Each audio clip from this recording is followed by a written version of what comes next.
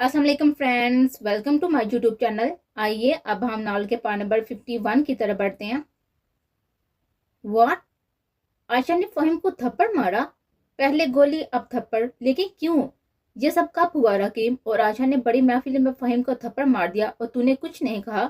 गाड़ी ड्राइव करते रूहान अपने साथ वाली सीट पर बैठे रकीम को देखते हुए हैरत से बोला था, जबकि फहीम खामोशी से पिछली सीट पर बैठा हुआ आयशा से थप्पड़ खाने के बाद सही वो मसलसल चुप था। अभी वो सीट की पूछ से सर ढकाई आंखें मोते खामोश बैठा हुआ था, और उसका ये हाल तब होता था जब वो सामने वाले की बैंड बजाने का पूरा इरादा कर चुका।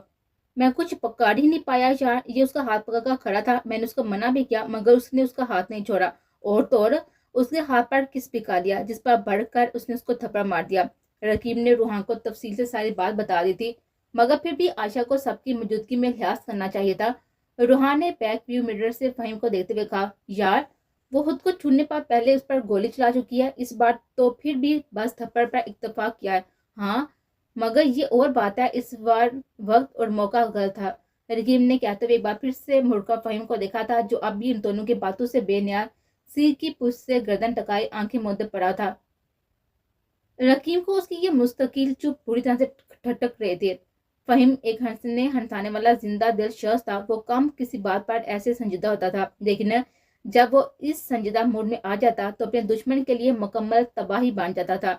यह फहीम का दूसरा रूप था, जिसे इन तीनों के साथ कोई भी वाकिफ नहीं था, यहाँ तक कि उसके माँ बाप और भाई भी नहीं। आज फिर से फहीम के इस रूप को देखकर रकीब को बेसाता कॉलेज के जमाने का वो हादसा याद आ गया था। कॉलेज में वो चारों बेहद फेमस थे, इसलिए जल्दी कोई उनसे भिड़ने की कोशिश नहीं करता था। वो चारों अपने डिपार्टमेंट के टॉप रैंकिंग स्टूडेंट में अकाउंट होते थे, इसलिए कुछ स्टूडेंट्स जहाँ उनकी खूबसूरती और जहानत से इम्प्रेस रहते थे, वहीं कुछ एक ऐसे भी थे जो उनसे शदीद जालसी फील करते थे।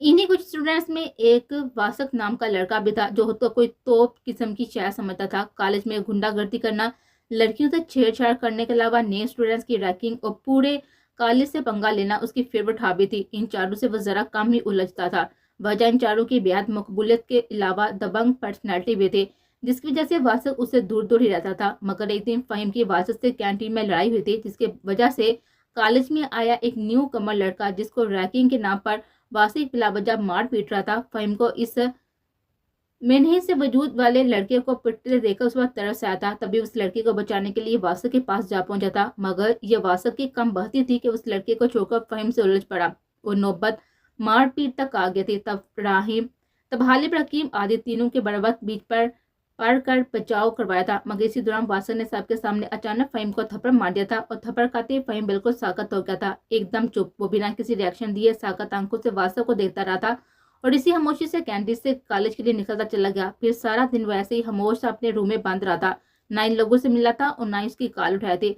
अगले दिन वो नॉर्मल हो गया था और खुश खुश सा कॉलेज भी आ गया था, लेकिन कहीं तो कुछ मिसिंग था। वो तीनों जानते थे वो फहीम द डैशिंग कमीना था, जो अपने बाप फरमान दुरानी और चार दोस्तों के अलावा किसी से मार खाने वाले शहर नहीं था। मगर ये बात बदकिस्मती से वासक नहीं जानता था, और ये बात ना जाना ही बाकी वासक के लिए तबाही बन गया था। रकीम को आज भी याद था कि उसके बाद वासक उन्हें कॉलेज में नजर नहीं आया था, और ये उनके झगड़े के कुछ ही दिन की बात थी, जब वे तीनों फहीम के साथ उसके फ्लैट पर पहुंचे थे और किसी काम से फ्लैट के स्टोर में गए थे। और रकीब ने जब स्टोर का गेट खोला तो सामने का मंदिर देखकर उसके जोर जोर से चीखना शुरू कर दिया था। वो चिल्ला चिल्लाकर तीनों को स्टोर में बुला रहा था। आदि और हालिद घबराते हुए जब रकीम के पास पहुंचे तो उसने हाथ से इशारा करते हुए उन्हें अंदर का मंजर दिखाया था, जिसे देखकर हालिद और आदि भी साकत खड़े रह गए थे, जबकि फहीम सुकून से खरा मुस्कुरा रहा था। अंदर स्टोर रूम के बीचों बीच वासिक एक कुर्सी पर बंधा पड़ा हुआ था। उसकी हालत नहायत ही काबिल रहम थी।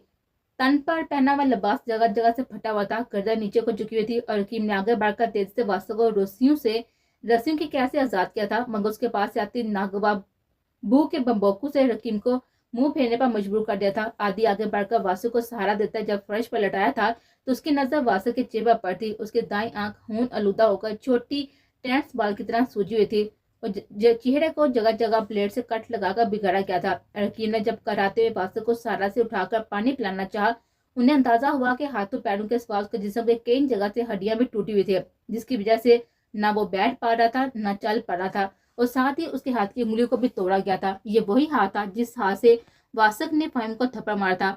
हाथ पैरों की उंगलियों के नाखून भी उखड़े हुए थे। वो तीनों वासक की हालत देख कर दहल कर रह गए थे। तभी उन्होंने फहीम द डैशिंग कमीने को कहर अलुत नजर से घूरते हुए जब वासु के हाथ पर बार स्पर्श की तो वो बड़ी ही लापरवाही से बोला था, मैं चाहता तो उसको वहीं पर मारकर तभी बदला ले सकता था, मगर वो क्या है ना कि तब उसको सिर्फ वक्ती तकलीफ होती, बाद में ये बला चंगा होगा फिर से दूसरों को परेशान करता फिरता, बदमाशी दिखाता और बेकसूर स्टूडेंट्स को अपना शिकार बनाकर ऐसे ही रैगिंग की नाम पर उनकी पिटाई करता रहता। इसलिए मैंने उसको अगले दिन अटवाकर यहाँ पर बुला लिया था ताकि अच्छी तरह उसको रैगिंग कर सकूं और उसे बावक करा सकूं कि उसने असल में अपने बाप से पंगा लिया है। यार दरअसल मैं किसी को भी वक्ती असियत देकर पुरसकून नहीं हो पाता हूँ। मुझे असल सुकून अपने दुश्मन को मुस्तकिल और लम्हा लम्हा टार्चर करके मिलता है। तुझे पता है ना मुझे इतना मजा आता है जब ये मेरे सामने तकलीफ से तड़प तड़प कर मुझसे माफी मांगता है। मेरे दिए हुए नाकाबिले बर्दाश्त दर्द पर जब ये जोर जोर से बेबसी से चीखता है तो मुझे वाकई हकीकी सुकून मिलता है। तभी मैं उसे बेताशा मारता हूँ। जब ये मार खाते बेहोश हो जाता है ना तब मैं उसको होश में लाते हुए उसे खाना और दवाई देता हूँ। फिर जब ये ठीक होने लगता है तो मैं उसे फिर से इतना मारता हूँ कि ये तकलीफ से तकरीबन मरने वाला हो जाता है। फहीम इन तीनों के सामने खड़ा मजे से उन्हें इतने हल्के फुल्के लहजे में सब बता रहा था जैसे हकीकत नहीं बल्कि किसी फिल्म की स्टोरी सुना रहा। कमीने, साले, साइको, घटिया, बेहुदा इंसान, क्या मुल्ला तुझे ये सब करके। उसे इतनी बुतना से पीटा है ना कि अब ये चलने काबिल रहा है और ना ही बैठने के। अब सारी जिंदगी क्या करेगा ये बोल। मजदूर बना दिया तूने उसे। आदि ने आगे बढ़कर फहीम का गला पकड़ कर कहा था। उसे वास्तव की हालत देखी नहीं जा रही और फहीम ने उसे वाकई प्यासियों की तरह मारा था। ओह अच्छा, हाँ ये अब जिंदगी भर कुछ भी करने का काबिल नहीं रहा। यार अफसोस है मुझे इस पापा। ची ची ची ची ची। हाँ मगर एक बात की खुशी है वो ये कि जब भी ये इंसान अपनी मोहताजी पर रोएगा उसे मेरी याद जरूर आएगी और साथ ही ये एहसास भी जिंदगी भर उसके साथ रहेगा कि कभी भी बिना किसी की हकीकत जाने उसे भिड़ना नहीं चाहिए। फहीम ने वासु को घूरते हुए कहा था और वासु को देते हुए उसकी आंखों में अजीब वहशियाना सी चमक फैली हुई थी। फिर वो तीनों किस मुश्किल से वासु को उठाकर हादी के हॉस्पिटल लेकर गए थे और किस तरह हादी की मिन्नत समाज करके वासु को हॉस्पिटल में एडमिट करवाने के बाद इस मामले को घर तक पहुंचने से रोका था, ये अलग किस्सा था। और आज इतने साल बाद अब आशा ने फहीम के साथ पंगा लिया था, उसे बड़ी महफिल में सबके सामने थप्पड़ मारा था। रकीम ने तो सालों बाद दोबारा से फहीम को इसी रूम में देखा था और एक बार फिर उसे वैसे ही चुप लगी थी जिससे रकीम को होल उठने लगे थे। वो फहीम के संजीदा चेहरे को देता हुआ दिल ही दिल में आशा की हैरत के लिए दुआ करने लगा था। इस औरत के रेस्टोरेंट से निकलती आदि किसी अनदेखे जज्बे के तहत बिना खाना खाए पैसे टेबल पर रखता हुआ उनके पीछे भागा था। बाहर निकलते ही वो औरतें दाएं तरफ मुड़ गई थी। वो उनको कुछ दूरी से फॉलो करता हुआ उनके पीछे जाने लगा था। कुछ आगे जाकर वो औरत अपने साथ चलती दूसरी ज़ईफ सी औरत को रिक्शे में बिठाने लगे थे। जब रिक्शे में पहले से सफेद चादर में कोई औरत भी बैठी हुई थी जिसकी पीठ आदि की तरफ थी, तभी उसका चेहरा नहीं देख सका था। फिर रिक्शे में बैठी औरत ने नन्हे आयस को भी उसकी माँ की गोद से ले लिया था। वो तीनों औरतें फंसती फंसाती रिक्शे में बैठकर आगे बढ़ गए थे। आदि ने भी फौरन अपने पास से गुजरती रिक्शा को रोका और उसमें सवार होकर रिक्शे वाले से इन औरतों के रिक्शे को फॉलो करने के लिए कहने लगा था। मुख्तलिफ गलियों से गुजरते हुए रिक्शा एक महल्ले में दाखिल हुआ था। वो कुछ अंदर जाके महल्ले की आहरी पतली सी गली के आगे जाकर रुका था। वो औरतें रिक्शे से उतरकर गली में चले गए थे। आदि ने भी अपने रिक्शे रुकवा कर पर्स में हाथ डाला और जितने पैसे हाथ लगे थे वो रिक्शे वाले को थमाता हुआ इन औरतों के पीछे भागा था, जबकि रिक्शे वाला हैरत से अपने हाथों में थमे हुए 5-5 हजार के 3 नोट देखने लगा था और खुश होता हुआ जल्दी से रिक्शा घुमाकर गली से निकलता चला गया। दिल में अंदेशा था कहीं वो रेस ज्यादा दोबारा वापस आकर उसे ये पैसे वापस ना छीन ले। आदि ने पतली से गले में घुसते ही चारों तरफ देखा था। दाएं हाथ पर बने चौथे घर के खुले दरवाजे से उसे वही रेस्टोरेंट वाली औरत अंदर जाती हुई दिखाई दी थी। औरत ने अंदर दाखिल होते ही अंदर से दरवाजा बंद कर लिया था। आदि तेजी से आगे बढ़ा था। उस घर के आगे जाकर रुक गया था। अभी वो तत्परस में ही था कि दरवाजा नॉक करके या ना करे कि तभी कोई बुरा शख्स धीरे से गेट वॉक करता आयस को गोद में लिए अंदर से बाहर आया था। आयस को देखकर आदि एक बार फिर से साकत सा खड़ा रह गया था। जी आप कौन, किससे मिलना है आपको? बुजुर्ग आदमी की आवाज सुनकर आदि फौरन होश में आया था। जी वो यहाँ पर एक जहांगीर साहब रहते हैं, मुझे उनसे मिला था। क्या इस वक्त वो घर पर है? आदि ने बुजुर्ग शख्स को देखते हुए गड़बड़ाकर गलत बयानी से काम लिया था। जी नहीं बेटा, आप गलत जगह आ गए हैं। यहाँ पर कोई जहांगीर साहब नहीं रहते। ये मरहूम गुलफाम साहब का गल है जो कि मेरे भाई थे। बुजुर्ग शख्स ने सामने खड़े इस वेल ड्रेसिस लड़की को ताज्जुब से देखते हुए कहा था। उसके वजूद से फूटती हुई आला ब्रांडेड परफ्यूम की खुशबू इतराफ में बिखरी अपनी कीमत आप बता रहे थे। उसका हुलिया चीख चीखा कह रहा था कि इनकी छोटी छोटी तंग गलियों से उसका दूर दूर तक कोई वास्ता नहीं है। ओह सॉरी, मैं शायद गलत जगह पर आ गया। वैसे ये बच्चा बहुत ही प्यारा है। ये आपका पोता है? आदि ने आज का हाथ पकड़कर चूमा था, जिस पर वो दोबारा उसकी तरफ लपकने लगा था। हाँ, मेरा पोता है, बहुत ही शरारती है। अभी अपनी माँ के साथ बाहर से घूम कर आया, फिर बाहर जाने को बेचैन हो रहा है। वो बुजुर्ग मुस्कुराते हुए बोले थे, जबकि आदि उनकी बात सुनने के बजाय फिर से आज को मोहब्बत पाश नजर से देखने लगा था। वो खुद अपनी कैफियत पर हैरान हो रहा था। पता नहीं वो क्यों इस बच्चे की तरफ दीवाना वार खींच रहा था, क्यों उसके पीछे जहां तक चला आया था। वो दिल ही दिल में सोचता हुआ साथ हैरान हो रहा था। तभी अचानक उसका फोन बजने लगा था। वो आइस को प्यार करके फोन की तरफ मतवज्जो हुआ था, जिस पर आसिफ की कॉल आ रहे थे। और ऊपर बालकनी में खड़ी आरफा ने फटी फटी आंखों से नीचे आलम चाचा से बात करते हुए आदि को देखा था। दिलबर, तेरी काकी किधर है? 2 दिन से देख रहा हूँ, वो घर में दिखाई नहीं दे रही है। किधर है वो? जाविया शाह सुबह नाश्ते के वक्त टेबल पर रिहा को ना पाकर बेचैनी से बोल पूछा था। 2 दिन से रिहा ना तो अपने बेडरूम में नजर आती, ना ही नाश्ते खाने की टेबल पर, बल्कि वो उन्हें घर में भी नजर नहीं आ रही। पहले 2 दिन वो ये सोचकर चुप हो गए कि हाली पर आए गुस्से में वो रिहा को बिलावजह इतना गलत बोल गए, इसलिए रिहा उनसे नाराज होकर उनके सामने नहीं आ रहे।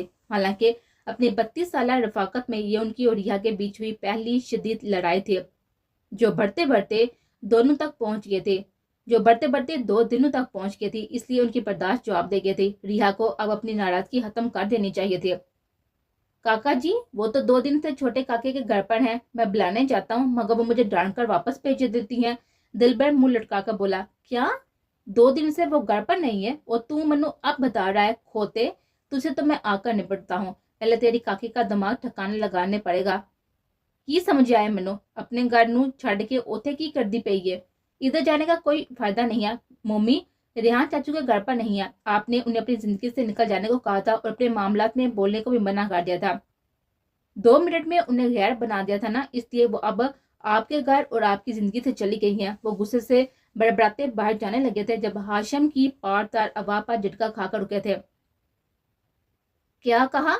मैंने अपनी जिंदगी से निकाला उन्हें? मैंने कब निकाला? कब बोलने का मौका मना किया? कब गैर बनाया? और कहाँ चली गई है वो?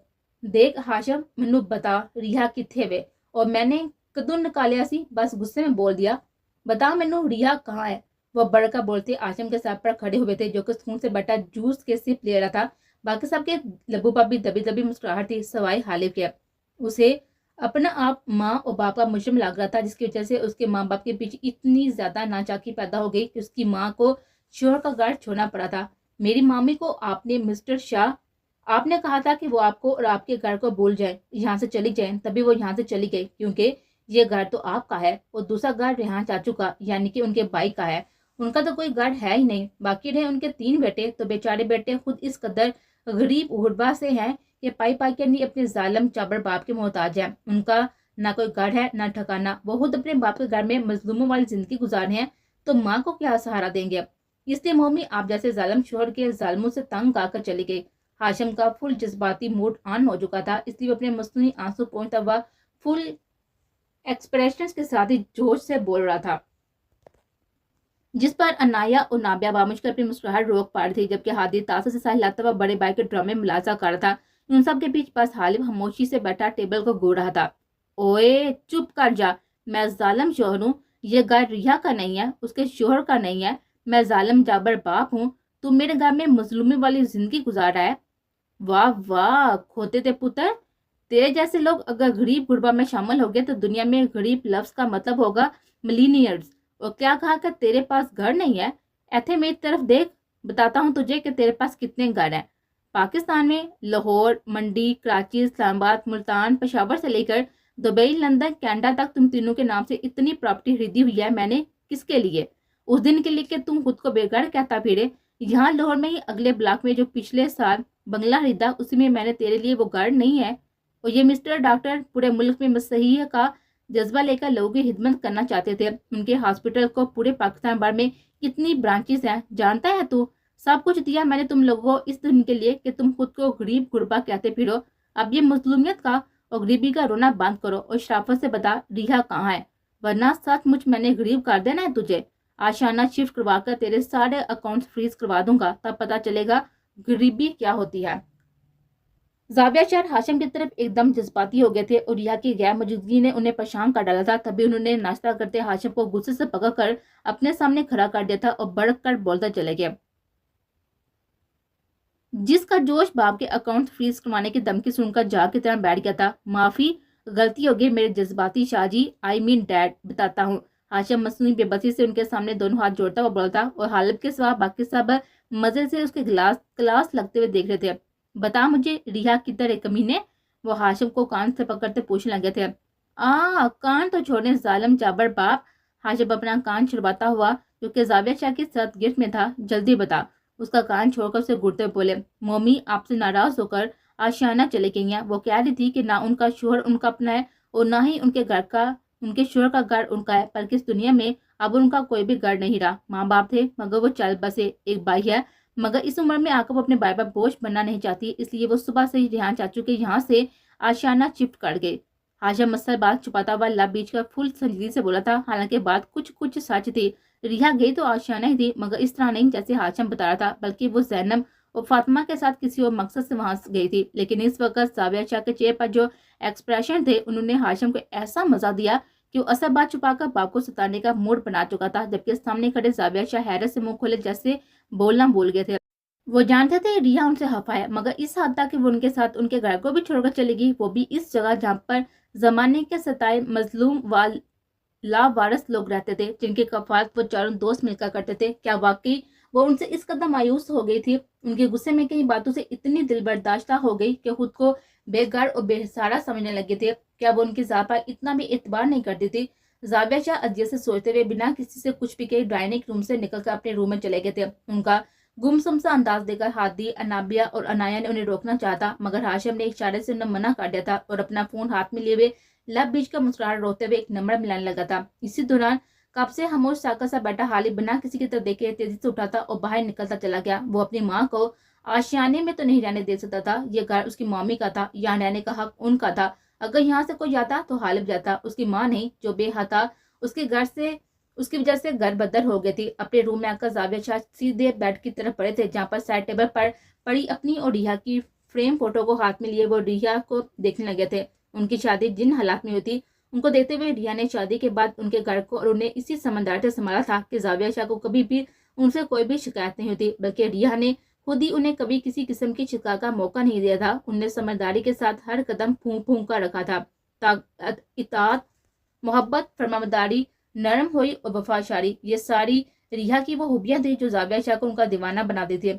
वो जो बचपन से उनकी मोहब्बत में मुतला थे, शादी के बाद उनसे इश्क करने लगे थे, वही रिया भी अपने शाह जी के सामने अपने बच्चों को भी नजरअंदाज कर देती थी। उनके बीच इतनी खूबसूरत अंडरस्टैंडिंग थी कि रिया जाविया शाह को चेहरा देखकर उनके दिल की कैफियत जान लेती थी, तो जाविया शाह भी महारत से उनकी आंखें पढ़ने का हुनर जानते थे। इसी खूबसूरत बाउंड्री की वजह से शादी के 32 साल के अरसे में उनके और रिया के बीच कभी हल्की फुल्की नोक झोंक हो जाती थी, खटी मीठी सी छेड़छाड़ होती थी। रिया उन्हें खाने पीने के मामले में रोक टोक करती रहती थी, जिस पर वो अक्सर उन पर मसनूई अंदाज में गुस्सा करके नाराज हो जाते थे। फिर रिया ही घंटों उनकी नाज बर्दारियां करती थी, उन्हें मनाती थी, उनके पसंद का खाना बनाकर उनकी फरमाइशें पूरी करते थे। उससे पहले कभी भी उनके रिश्ते में ये नौबत नहीं आई थी कि रिया उनसे या वो रिया से इस हद तक नाराज होकर एक दूसरे के सामने आना बंद कर दे, या एक दूसरे से बात ना करें, या एक दूसरे के बिना अकेले रूम्स में रात गुजारें। उनके बेटे बहू इन दोनों के बीच की इस अंडरस्टैंडिंग को आइडियलाइज करते थे, मगर इस बार जाविया शाह ने रिया को दिल दिखाया था और बहुत ही ज्यादा दुखाया था, इतना कि वो उनसे बिल्कुल बदजन हो गए थे। उनकी आंख से एक आंसू टूटकर फ्रेम की चिकनी सतह पर गिरा था। उसके बाद आंसू का ना रुकने वाला आबशार था जो उनकी आंखों से बहना शुरू हो गया था। वो रिया की फोटो को अपने सीने से लगाकर रोते चले गए।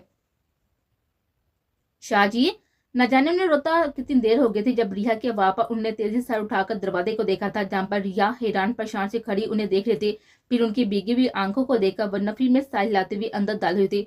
इस तरह रोकर मुझे जालिम और खुद को मजलूम जाहिर क्यों कर रहे हैं? खुद ही तो मुझे निकाला था, अब बैठकर यूं बच्चों की तरह रो रहे हैं। रिया अपने दुपट्टे के पल्लू से उनके आंसू पोंछते हुए बोलती और जाविया शाह उनके हाथ आंखों से लगाकर फूड़ फूड़ कर रो दिए थे। मुझे आइंदा ऐसे छोड़कर मत जाना रिया, प्लीज मुझे छोड़कर मत जाना। मेरा घर, मेरे बच्चे, मेरी जिंदगी और मैं आपके बिना अधूरे हैं। कैसे सोच लिया आपने कि आपका कोई घर नहीं है? अगर आपका कोई घर नहीं है तो फिर ये घर किसका है? वो रिया के हाथों को दीवानावार चूमते हुए बोले और रिया खामोश बैठी बस जाविया शाह को सुन रहे थे। یہ سب آپ کا ہے، میں آپ کا ہوں۔ میرے جیتے جی کیسے خود کو بے سہارا سمجھا آپ نے؟ میں آپ کا سہارا ہوں، میں آپ کا صاحبان ہوں، یہ گھر مجھے آپ سے پہلے آپ کا ہے۔ پھر کیسے کہا آپ کا کوئی گھر نہیں ہے؟ کیسے سوچا کہ آپ میرے لیے غیر ہیں؟ بتائیں، آپ کے بنا یہ زاویہ شہر ادھورا ہے، آپ کے بنا میری کوئی ہستی نہیں ہے۔ بیوی ہیں آپ میری، یعنی میرا لباس۔ آپ نے میرے سارے عیبوں کو اپنی ذات کی اچھائیوں سے ڈھک کر رکھا۔ اس دنیا میں آپ سے زیادہ کون ہے میرا اپنا؟ ریا، آپ کے بنا نہیں رہ سکتا، میں نہیں رہ سکتا۔ اپنا سر ان کے کاندھے سے ٹکائے زاویہ شاہ ہون سے رو رہے تھے، جبکہ ریا نے اپنے کاندھے پر رکھے ہوئے ان کے سر کو اوپر اٹھاتے ہوئے ان کی آنکھوں سے آنسو پہنچے تھے۔ ریا کو خود بھی پتہ نہیں چلا تھا کہ کب وہ خود بھی شوہر کے ساتھ ہی رونے لگی ہے۔ ایک لڑکی جب کسی شخص کے ساتھ شادی کے بندھن میں باندھ کر بیوی کا روپ دھارے کسی دوسرے گھر میں جاتی ہے نا شاہ جی، تو اس نئے رشتے کی حالت وہ اپنے باقی تمام رشتے پیچھے چھوڑ آتی ہے۔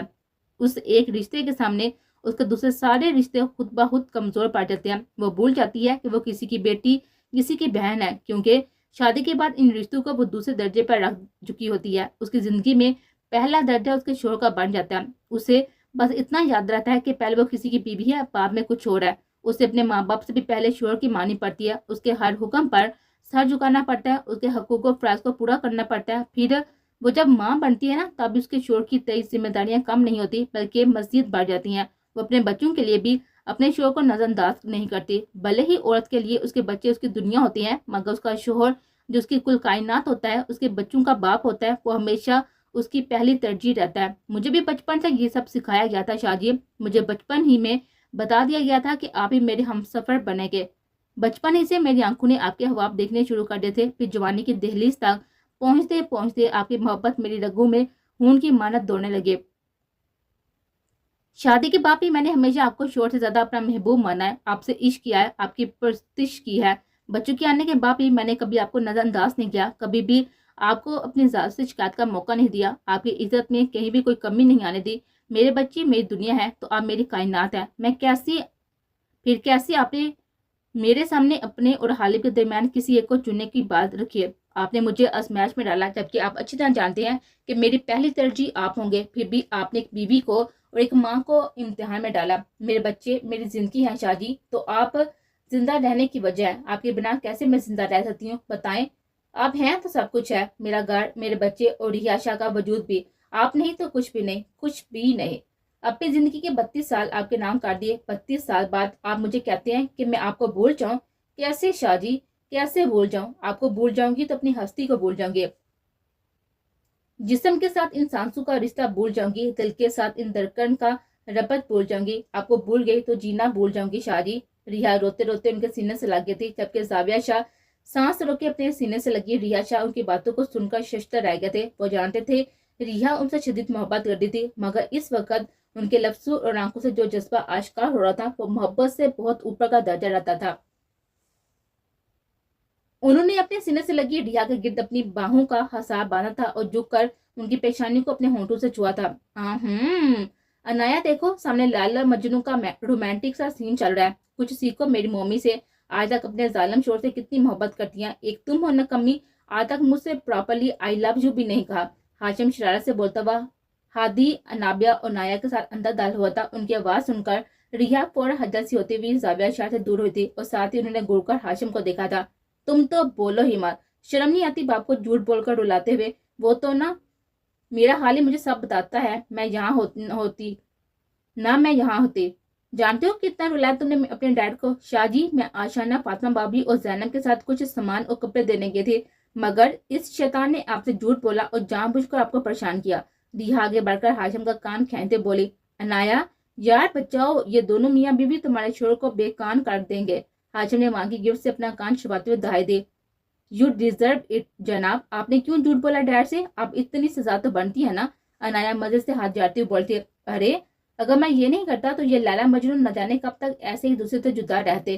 ممی ایسے غصے میں رہتی اور میرے پیارے سے پارٹنر یوں ہی کونوں میں منہ چھپا کر روتے رہتے۔ ان کو ملانے کے لیے تھوڑا سا جھوٹ بول دیا تو کیا غلط کیا؟ اور دیکھو نا، اگر میں یہ جھوٹ نہیں بولتا تو ہم سب لوگ اپنی ممی اور ڈیڈی کے اتنے خوبصورت اظہار محبت سے محروم رہ جاتے۔ ہاشم زاویہ شاہ کے گلے میں باہیں ڈالتا ہوا بولا، جس پر زاویہ شاہ اسے گردن سے موڑ کر مصنوعی غصے سے گڑنے لگے تھے۔ تجھ سے نبٹتا ہوں میں بعد میں۔ زاویہ شاہ سے دھمکی دی تھی، تبھی ان کو मक्खन लगाने के लिए हाशिम उनका गाल चूमने लगा था। यार भाई, ये आपने करेक्ट कहा। मम्मी डैड, यार आपका लव सीन देखकर मजा आ गया। हादी दोनों हाथ कमर पर टकाता बाप को स्टार्टर से देखकर बोला था, ठहर जा तुम दोनों बदमाशो, बताती हूँ तुम्हें, अब माँ बाप के साथ भी छेड़छाड़ करोगे। रिया हाशिम उसके पास खड़े हादी को मारने लगे थी, तभी जाविया शाह, अनाया और नाबिया को खिलखिलाकर हंसा दिए थे। जबकि दरवाजे पर खड़े हालिद दोनों माँ बाप को दोबारा से एक साथ पहले की तरह हंसता मुस्कुराता हुआ देखकर अल्लाह का शुक्र अदा करता अंदर तक मुतमिन होता हुआ दरवाजे से ही पलट गया था।